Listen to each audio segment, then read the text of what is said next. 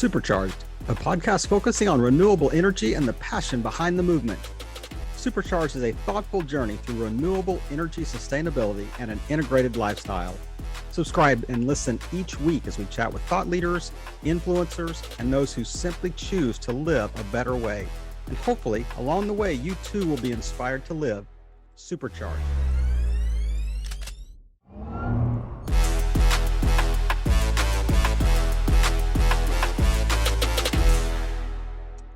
This is Kevin Pruitt with another episode of Supercharged, the podcast. And I have a very special guest with me today, Rebecca Hollis. And listeners, you are going to be really disappointed in the energy she brings to the podcast today because she's such a downer. There's nothing that is going to be encouraging and uplifting. I am completely and utterly kidding because she is a bundle of energy. But Rebecca, share a little bit about yourself with our audience. Like, if you and I were just meeting at a networking event, how would you introduce yourself? I would say, hey, what's up, Kevin? Just a bit about me. So I'm Rebecca Hollis. I live just outside of London, UK. My beginning of my career was really working in corporate. I worked my way up the ladder very, very early on. Really don't have a massive education behind me. I was one of those people that just wanted to get out in the field, very intentional about my life and what I wanted to do, very in control. And I worked my way kind of up the corporate ladder, working at places such as Saatchi and all these fabulous companies.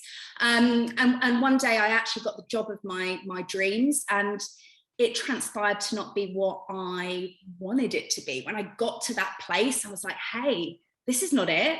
There's no alignment. There's no value in what I'm actually doing and what I'm bringing to the table. And I ended up burning out.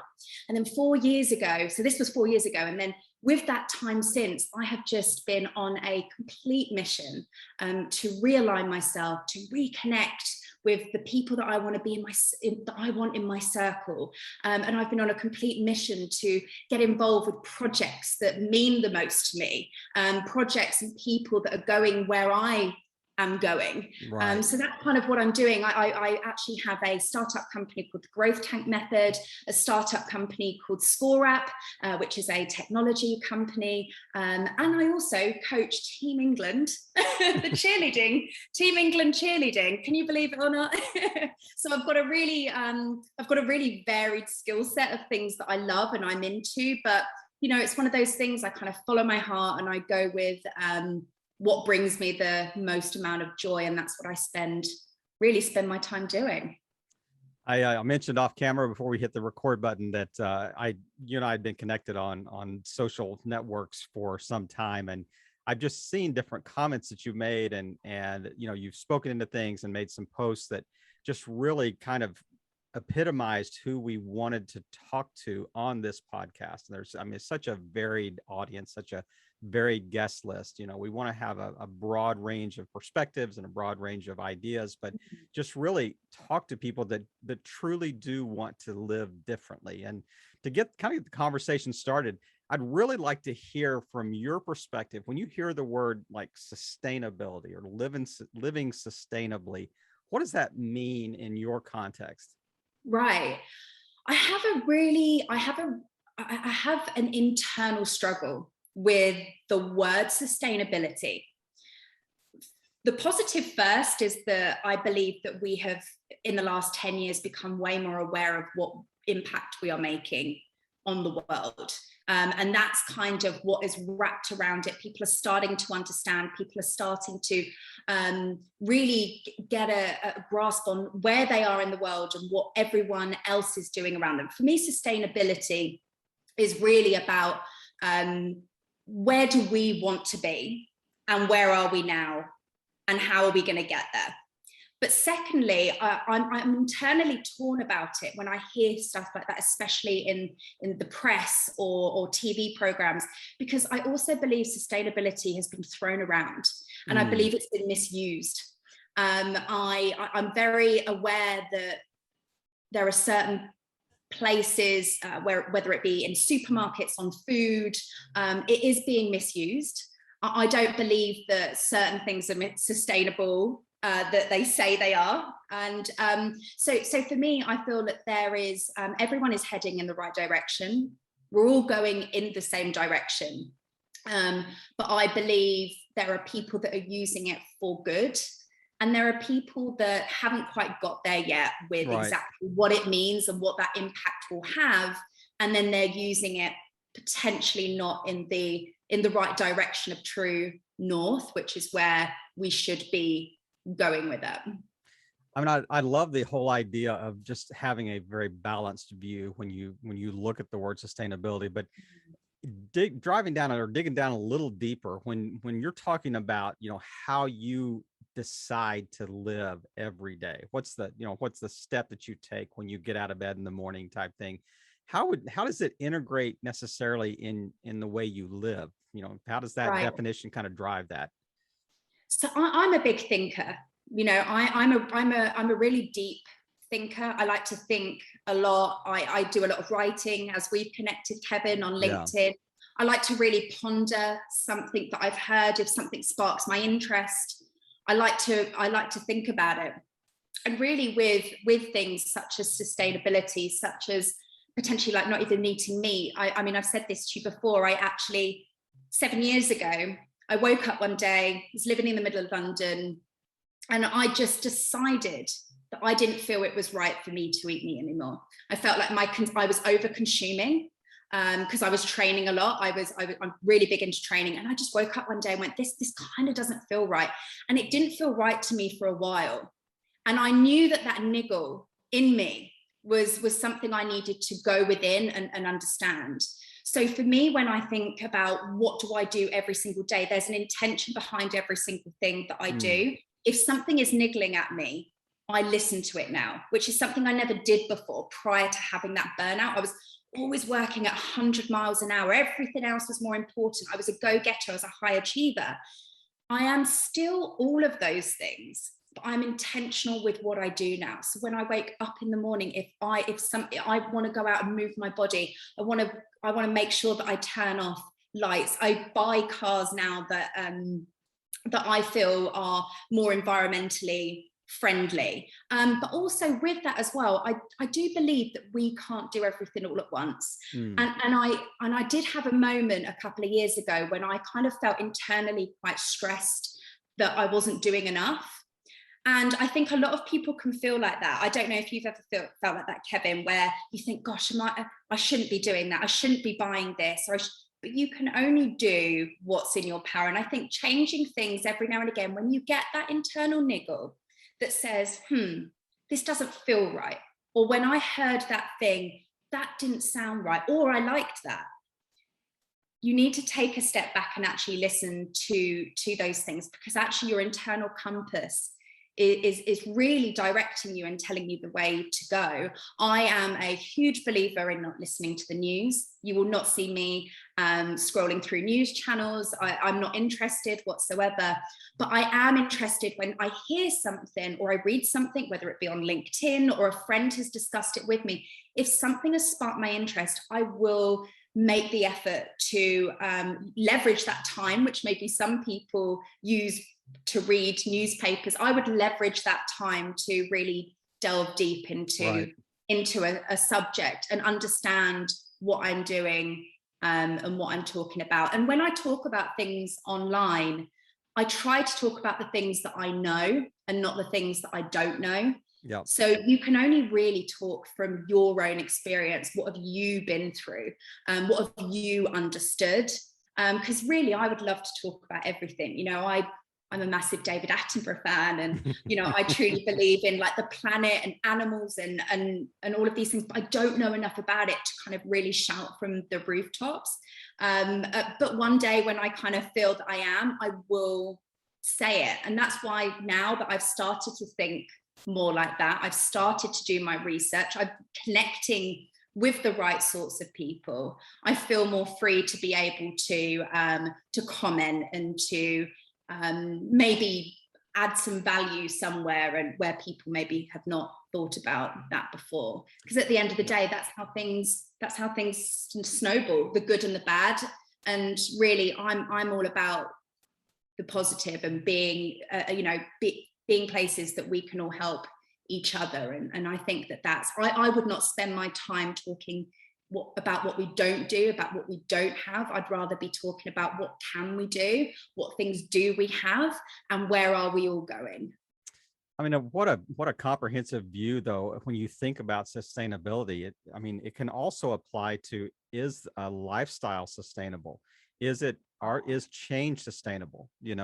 It's, are you giving yourself grace to be able to say, let's just make these changes incrementally, and let's just see what happens at the end of this period Right. of time. And it's like this kind of a honeycomb effect, have these little cells that are all connected together, people doing their bit, for the progress we're trying to make. And it's amazing when you put all this together in this network of change, so to speak, what the impact can be. So I love the way that you kind of framed that. And I, we're so brother and sister, because I don't watch the news either. It was so depressing to watch the news that I decided, you know what, I am better off not feeding my mind and soul that kind of, just And it can be negativity. a lot of propaganda. And at the end of the day, a lot of life's answers come from the gap. We don't take, and that was one of the things that I did not do before, and why I got myself to the point of having a major burnout. I was only just in my early 30s and I had a major burnout. And it's crazy because I never gave myself that space to say, what are my values? What do I care about? Who do I care about? What is this environment? What am I contributing to the world? And the reason why I had the burnout is because I was feeding none of those things. Yeah. I wasn't feeding my soul. I didn't know who I was. I didn't know why I was doing what I was doing. And I wasn't helping anybody. I might have been doing a good job that had good status, that I thought I always wanted, but the reason it never stuck, the reason why I ended up burning out, and the reason why a lot of people now feel really lost, feel really alone, feel really trapped in what they're doing, is because they are not aligned with who they are, what they're doing, and what their purpose and where they're going. Because we're all going to the same place collectively. We are all going, like nobody on this planet, nobody on this earth wants something terrible to happen to the world. Nobody does. That's a fact. It's just how we all get to the place where we start taking action and steps to get there. We all get there at different times. We all get there when we get there. And I think we can do ourselves a disjustice by telling people that they should be more like this or they should be more like that, because you weren't that person 5 years ago. And you need to allow people to catch up with you. And the best possible way, and this goes across everything, whether it's sustainability or not, that if we're telling people what to do, if we're shouting from the rooftops, if we're talking with negative energy, that's not what's going to propel us forward. What is going to propel us actually forward is by talking positively, talking about what could be, talking about expansive thinking. Those are the things that people are going to want to get on board. I don't want to be friends with the people that are talking negatively, that are shouting about, this president, or they're talking about, you must do this or you must do that. I'm not interested in that. Those people are not in my network. I'm talking about the expansive people. And it's funny that the more that you talk like that, the more people that you attract. Right. And I actually notice a lot, obviously, I notice a lot less people are talking in that way, where they're sort of pushing hard against change, which is what people fundamentally are actually scared of. Because we all, like I said, we all want to go in the same direction, but it's that change that actually scares people. So I see less and less of these people nowadays. There's no doubt. And I think that, by action, by the actions you take and the words you use and the connections that you make, you're kind of almost cleaning up that network and cleaning up that conversation, that sort of thing. And like you said, more aligned. But it's interesting that you kind of brought up the idea about, we're all kind of walking in the same direction, because early on in the podcast, I had a guest on that mentioned, the battles, that the first battle's over. Nobody gets up and wants to litter. Right. Nobody wants to just trash the planet. So like that small little battle has been won. What's the next battle? What's the next stage, the next step where we can kind of move people, en masse, slowly in directions that make a difference? And what are you seeing, like, especially maybe in the UK and Europe or whatever? What are you seeing that seems to be working well, that you think is kind of moving collectively in the right direction around this whole conversation? I kind of believe, and I think I think a lot of people feel this way, that since COVID, it's almost been like a big reset on the planet, on our mindsets. And I'm a really spiritual person. I genuinely believe that the universe is working for us and around us. Things are happening that we can't even see. And I truly believe that the whole that COVID came really as a reminder to us of how grateful we need to be for what we've got. I certainly felt like that. I certainly felt a deep appreciation for the planet. You know, we in England, I don't know what it was like where you are, Kevin, because I know all different states were very, very different. But over here in England, there was one point in the height of lockdown, we were allowed out of the house for 1 hour. We were allowed to walk out of the house for 1 hour. And I remember taking that hour outside and thinking, this is amazing. Like, this planet is amazing how it functions together. You know, if you think about how a bumblebee is like bumblebees are super important for pollination to the entire to flowers, to everything. Everything works so harmoniously well together. And it sort of tortures me sometimes about how feeling that we're kind of disrupting so much of this natural flow. But I do believe during COVID that everyone kind of went, hey, I kind of see that I have taken a moment to slow down and I can kind of see what's really going on around me. And I think that there's lots of things that are happening now all around us. There seems like there's a real intention behind it. So in the UK, we have a gas shortage. Yeah, for sure. Completely. I don't know if you've heard about it. Yep. Total gas. I mean, I was in a queue for like an hour and a half, and just to get and there was 2 pumps of it. It's been really bad. And I was like, that's kind of also, again, just teaching us, do we need to be in our cars so often? You know, I walked somewhere, I got a friend to pick me up. We shared lifts. And I was thinking, here it is again. Here is the universe again, telling us that we're gas guzzling, you know, that this is going to run out at some point. And what if it does? Yep. And it's incredible, because even in the last year, we've gone into space. We've gone into space with civilians. Civilians have been up into space, you know, and talking about being multi-planetary and how we're going to be able to do that as well. I think that the last year has just been such a giant leap forward in consciousness for the planet.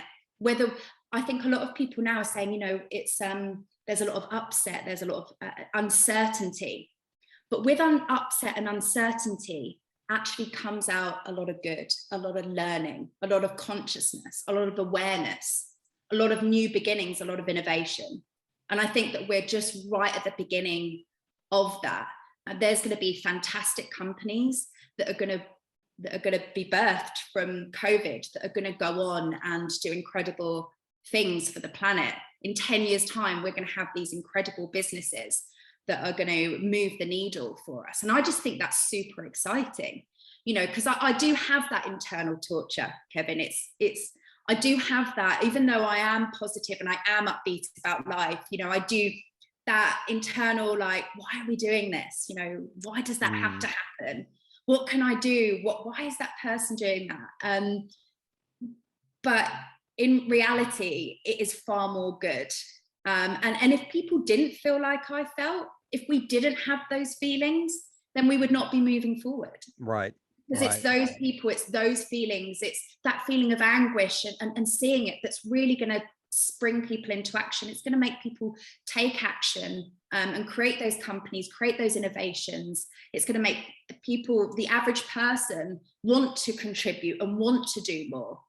So I think it's exciting. Absolutely love that. And you're exactly right. I mean, out of necessity, I mean, oftentimes, the best innovations are born, this, Right. this whole idea of kind of this global, we hit the global pause button, for Yeah. COVID, and, different countries, went into lockdown in different ways. But yeah, and under the UK was certainly, it was a very, very strict, lockdown situation. But you're right. You step into a new reality. When you said you Mm, got out for that 1 hour a day and you walked, and you probably no, noticed things even walking that you may not have noticed it I at a could different see. time. You just kind of passed by and didn't care. Wasn't you didn't care, it just wasn't important. This, you were the awareness was not born in that. But No, it's yeah, this it's global so reset thing as comprehensive. Yeah. well. It's this global reset thing. And, imagine if, when things are going bad, everyone on the planet is kind of has got a heightened sense, especially at the moment, of everything. Mm, They're questioning things, they're questioning stuff that I don't think they would have questioned 10 years ago. right. There's lots and lots of things that are going on. It's been a real turmoil. There's been a lot of turmoil going on.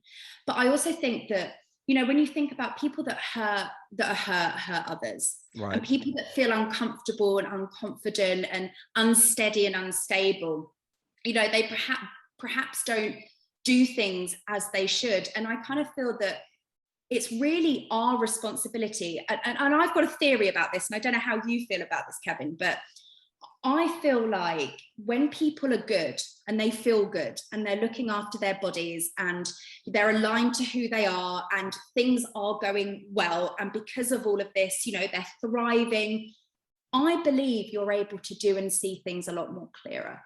Oh, Like at the absolutely. moment, and I think that because I'm so aligned with who I am, where I'm going, the things I care about, which is a part of the growth tank method, which is what I've been working on the last 4 years, I feel so crystal clear on what's going on and where do I fit into that and what do I want to stand for, because I'm not clouded and I haven't got brain fog anymore, and I'm very, very clear on where I'm going.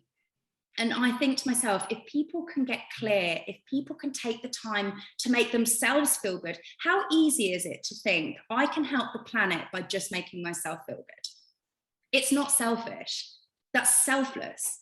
Making yourself feel good, being in a good position where you are clear, where you're going. That person is going to want to do good things. That person is going to want to have healthy habits and be going in the right direction. So actually, as easy as it could be to do something for the planet, to do something sustainable, to be able to contribute positively to society, the easiest thing that you could possibly do is be aligned with who you truly are, because that creates happiness. And then happy people do great things. I mean, what a way you've come full circle in this time we've had to chat. I mean, when you started talking about sustainability really early, I mean, you had such a comprehensive view of what sustainability meant, and it was more than taking care of the planet. It was also self-care. It was the whole idea of Mm-hmm. it's a comprehensive 360 view, and literally just the conversation we've had up to this point, you just wrapped it up so well here at the very end, and just I mean real truly brought us full circle. I don't want to cut it off prematurely. Is there anything that comes to mind that you would like to just close us with today? Any final thoughts, and really maybe speaking to that person that encourage them? What is the next step? What's an easy path to take to step into that that positive direction? Right. So I am a big believer in following your joy. If we are all feeling good and we are all joyful, then we're all moving in the right direction. There's a couple of things that I would kind of do, maybe a few steps that I would probably do. I would take time out, practice the pause. One of the biggest things is to take that time out, practice the pause, get some time on your own, mind the gap, have that little space, have that space to yourself, and practice the pause, because a lot of stuff can come from the gap. The second thing I would do would be to reacquaint yourself, but also realign yourself with your values. What do you care about? Who do you care about? What do you really want to bring? Who do you really want to connect with? What do you really want to contribute to the world? And just write that down, just brain dump it, write it down, because you'll be surprised how much you've forgotten who you truly are. So once you kind of got your core values and what you truly, truly care about, think about the people that you're spending time with. Think about your circle. Are they going where you're going? Do they align with your values? Are you spending enough time with the right kinds of people? And then thirdly, I would also look at your environment. Is your environment nourishing you? Is it really giving you what you need? Is it cluttered? Are there things going on that you don't really agree with in your environment? Change it. And those are three really, really simple things. It's about grounding yourself and realigning with who you truly are. And when you're in that place and when you feel super solid and super grounded, that's when you make fantastic decisions. That's when the fog lifts. That's when you've kind of given yourself a bit of a reset and you're able to move forward and make good decisions. And I think that's probably where I would go. Is absolutely where I would start. I give myself a bit of a reset every now and again, because I do, you know, we're all human, and I do kind of fall out of alignment from time to time, but I know how to get myself back into that space, because it's so precious to me to feel joyful and to feel good for myself and my work. And the people around me as well. So yeah, give it a reset. What I mean, so I mean, just wrap up today. I mean, so we're going to take this opportunity during this global reset to do a personal reset, Right. because that really can do a sustainable reset. I mean, it's Right. something that can be sustained personally, environmentally, just socially. I mean, just Right. moving forward in so many different areas. Rebecca, thank you so much for taking time today and just kind of bringing joy and passion to our conversation today, and really just sharing, you know, what does it mean to live differently, to live with an intentionality, and make a positive difference, you know, on this planet. Rebecca, have a great afternoon. Thank you, Kevin. It's been great.